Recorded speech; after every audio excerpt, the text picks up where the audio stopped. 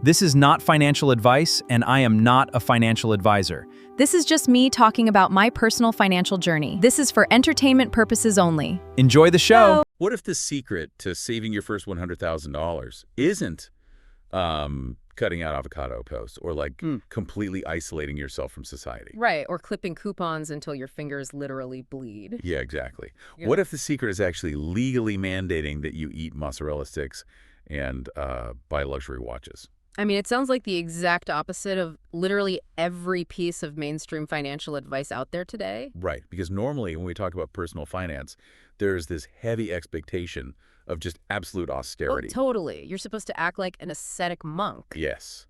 You invest every spare penny into a broad market index fund, you stare at a spreadsheet, and you just wait 40 years to have fun. Right, the classic delayed gratification grind. Exactly. But today, we're looking at a personal roadmap, your personal roadmap, actually, as we are doing this deep dive specifically for you, the listener that entirely flips that script. And it is a fascinating script to flip. It really is. Okay, let's unpack this. We're going to forensically analyze a behavioral framework you've laid out in your notes, which you call the forced reward system. And we are doing this today specifically to mark a phenomenal statistical anomaly. I mean, it's huge. You have officially crossed the $100,000 liquid net worth threshold. Which is just an incredible milestone. Yeah. Seriously, congratulations. Absolutely. From a sheer data perspective, that puts you in a very, very rare category for wealth accumulation. Yeah, and just to be completely clear here, because the terminology gets thrown around a lot in finance circles, liquid net worth isn't your house. Right. It's not home equity. Exactly. Yeah. And it isn't a 401k that you can't touch without massive penalties either. Liquid net worth is cash, stocks, highly accessible assets that you could literally use tomorrow if you had to. Which is why it's so difficult. Trying to stack up $100,000 in purely liquid assets makes the achievement significantly harder to hit. It does. And you anchored this entire journey on a very blunt, very accurate quote from the legendary investor Charlie Munger. Oh, this quote is perfect. Munger famously said, quote, "The first $100,000 is a bitch," unquote. He really didn't mince words, did he? Not at all. Yeah. But mathematically and psychologically, he was entirely correct. Yeah. The first $100K is notoriously difficult because, honestly, you have zero help from the wind. What do you mean by help from the wind? Well, you are generating that wealth purely through the brute force of your own labor, your own savings rate. The magic of compound interest simply hasn't kicked in yet to any, meaningful degree. Right, because if you only have $10,000 saved and the market gives you a fantastic 10% return for the year, you made $1,000. Exactly. Which, that's a nice bonus, but it doesn't change your life. It certainly doesn't replace your income. You are still doing almost all the heavy lifting. Getting to that first 100K is like trying to push a giant boulder up a very steep hill. That's a great analogy. And that lack of momentum is exactly where most people quit. They hit a wall. The boulder rolls back down and crushes them. Yes. And this is where the psychology of your forced reward system comes into play, because it's the mechanism that keeps the boulder from rolling back down. So let's get into the psychology of that. According to your notes, this system was heavily inspired by the late business philosopher Jim Rohn. Right. Who advised that whenever something good comes along, you should go celebrate it. And also by producer Michael's advice on the sheer necessity of giving yourself small rewards along the way to maintain motivation. What's fascinating here is how this plays out in the brain. The psychology is rock solid. Wait, hold on. I get the psychology in theory, the idea that we need to celebrate to feel good. Sure. But purely mathematically, I have to play devil's advocate for a second here. Go for it. Isn't spending hundreds of dollars on a watch the exact opposite of building net worth? When you are actively trying to hit a six-figure savings goal, it feels a bit counterproductive. Right. The math seems backwards. Yeah. How do you keep the celebration from sabotaging the goal? If you celebrate all the time, aren't you ruining the math? Well, purely mathematically, yes. Every dollar spent on a reward is a dollar not compounding in the market. Right. But you have to weigh the mathematical cost of the watch against the behavioral cost of burnout. The cost of burnout. Yes. Human brains simply cannot sustain pure, unrewarded effort over a period of years without positive reinforcement loops. Because we're not robots. Exactly. We are wired for tangible, short-term feedback. If you aggressively save for 5 years, like constantly denying yourself, you enter a state of chronic deprivation. And that builds friction. So much friction. It builds and builds, and eventually that friction sparks into a massive fire of burnout. Oh, wow. So people just snap. They absolutely snap. People who don't spend a few $100s celebrating their milestones often end up, financing a $60,000 car they don't need, Just to feel something. purely because they are exhausted from feeling broke while having money in the bank. I see. So the celebration is actually a pressure release valve. Precisely. And what's brilliant about your specific setup is the word forced. It's a forced reward system. Right. It's mandatory. It isn't a random, impulsive shopping spree whenever you feel sad. It is intrinsically tied to specific, hard-won metrics. You budgeted for the celebration as part of the wealth-building architecture. Here's where it gets really interesting, though. Let's look at the actual mechanics of how you structured this, because it balances spending with saving so perfectly. Yeah, the rules are very specific. Extremely specific. It all revolves around a highly traditional, totally unpretentious anchor at Dave & Buster's. Which I love, by the way. It's so good. Yeah. Every time a net worth milestone is hit, you go to Dave & Buster's. Yeah. And the baseline rule is that the food order never, ever changes. Never. It is always a smash burger and an order of mozzarella sticks. That is the constant. A humble anchor. Right. But the variables, the things that escalate as your net worth grows, are your gaming budget for the arcade and the purchase of a new watch. This is a textbook hack for something behavioral economists call hedonic adaptation. Hedonic adaptation. Let's break that down for a second. That's the treadmill effect, right? Exactly. It's the psychological phenomenon where no matter what happens to us, a big raise, a new car, a larger house, our expectations quickly rise to match our new reality. And then we just return to our baseline level of happiness. You got it. It's why the thrill of a pay raise often wears off after 3 months. Oh, for sure. In personal finance, this usually manifests as lifestyle creep. You make more money, so you start eating at fancier restaurants. Right. Your baseline of luxury creeps up, which destroys your savings rate entirely. But by mandating that the celebratory meal is always a smash burger and mozzarella sticks at Dave & Buster's, no matter how much money is in the bank, you are artificially freezing your baseline. You are locking it in place. Dave & Buster's is an inherently fun, sensory, nostalgic environment, but it is not high-end luxury. No, it's really not. And by keeping that constant, you stay deeply grounded. You never let the lifestyle creep into the core of the celebration. Which allows you to feel the massive dopamine hit of the escalating rewards. Right? Exactly. The watches and the gaming credits feel like huge upgrades because your everyday expectations aren't spiraling out of control. It makes me think of this like a video game leveling system. Oh, I like that. How so? Well, the smash burger and the mozzarella sticks at Dave & Buster's. That's your save point. It grounds you. It's familiar. You always go back to it to save your progress. Right, right. But the watches and the gaming credits, that's the loot that makes leveling up feel incredibly satisfying. That is a brilliant analogy. The save point keeps you grounded, but the loot drives you forward. So let's trace that journey. Let's look at how this actually played out in the real world by walking through your historical timeline. Yeah, let's look at the actual rungs on this ladder. You've grouped this journey step by step. We can look at the first two rungs, $25,000 and $50,000, as the proof of concept phase. Because the hardest part of any behavioral system is simply proving to yourself that you can follow your own rules. Right. So you grind your way to $25,000 in liquid net worth. You hit the milestone. You go to Dave & Buster's. The save point, smash burger, mozzarella sticks. Exactly. Then you allocate $25 in gaming credits, which I love, by the way, the numerical mirroring of $25 for $25K. It's very clean. And you buy a watch that was under $100. This first repetition is crucial.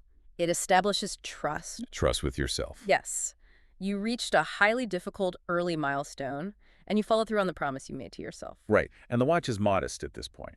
Very modest. Likely a basic quartz movement, but its monetary value isn't the point. Wait, let's pause on the watch terminology for a second. Quartz movement.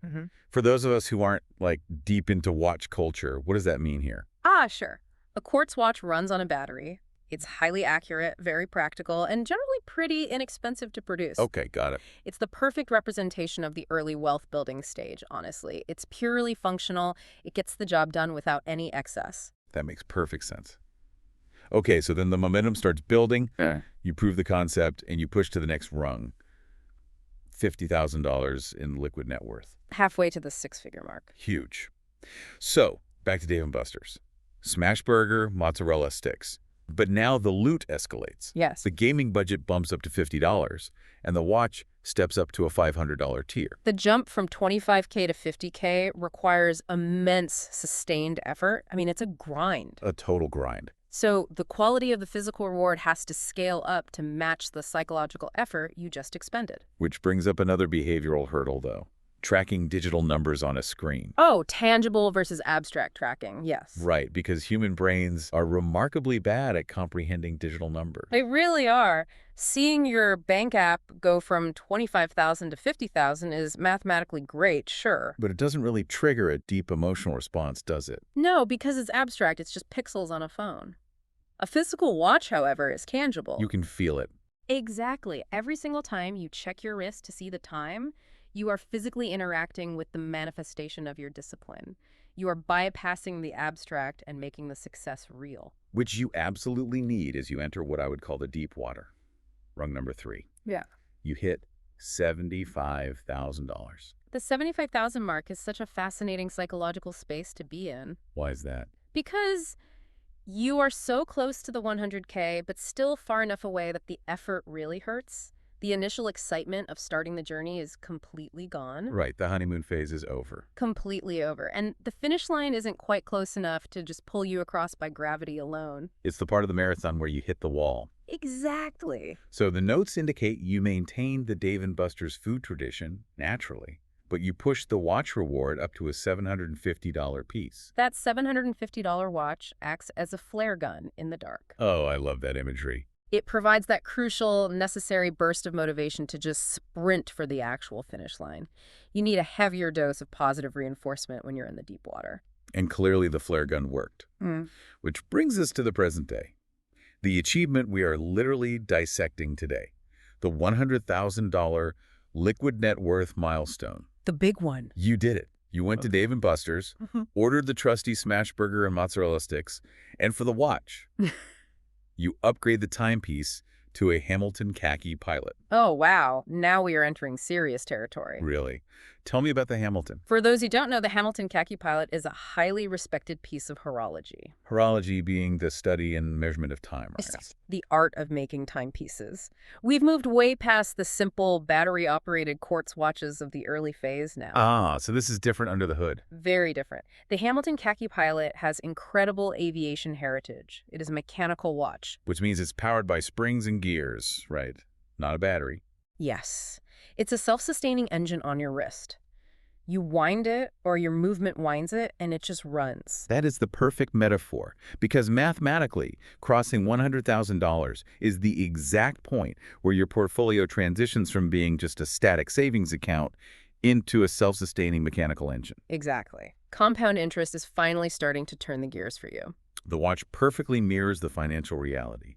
It's the ultimate crown jewel of the journey so far. It really is. I just have to say, looking at this forensic timeline, it is incredibly cool that you have built a physical museum of your own perseverance on your wrist. Yeah, you literally have a wearable history. Exactly. You can pick up that under $100 quartz watch from the 25K mark and remember what the early hustle felt like. And then you strap on the Hamilton, and you feel the literal weight of the 100K. It solves the abstract numbers problem perfectly. But, you know, as Charlie Munger said, the first 100K is the hardest. Now that you've established this massive baseline, we have to look at the horizon. We do. Because your notes don't stop at 100K. You have already mapped out how the forced reward system scales for the next chapters of wealth. Which is an incredibly smart preventative measure, honestly. Why preventative? Because you often see people experience what I call a milestone hangover. Oh, like when you finish a big project and just feel empty? Yes, they hit a massive goal, like 100K, they celebrate, and then they wake up the next day with absolutely no sense of direction. Right. They lose their edge because the target is gone. So you have to immediately set the next target. Let's review your future roadmap. The next major rung you've defined, the save point stays steady. Dave & Buster's, Smashburger, mozzarella sticks. Anchor remains. But the gaming budget jumps to $250. And the watch, you've got your eyes set on the Hamilton Intramatic. Oh, the Intramatic is a beautiful, vintage-inspired chronograph. This sounds expensive. It's a significant step up in complexity and sophistication, for sure. But why define it now? Because from a behavioral standpoint, if we connect this to the bigger picture, having this specific roadmap documented all the way out is crucial to survive what financial advisors call the messy middle. Okay, let's define the messy middle for the audience. The messy middle is that long, often pretty tedious stretch between $100,000 and around $400,000 or $500,000. Wait, why is it messy? I would think that's the fun part. You have $100,000, the compound interest is finally working. Shouldn't it just be easier? It is easier mathematically, sure, but it's much harder psychologically. Really? How so? Well, going from 0 to 100K feels like a life or death struggle.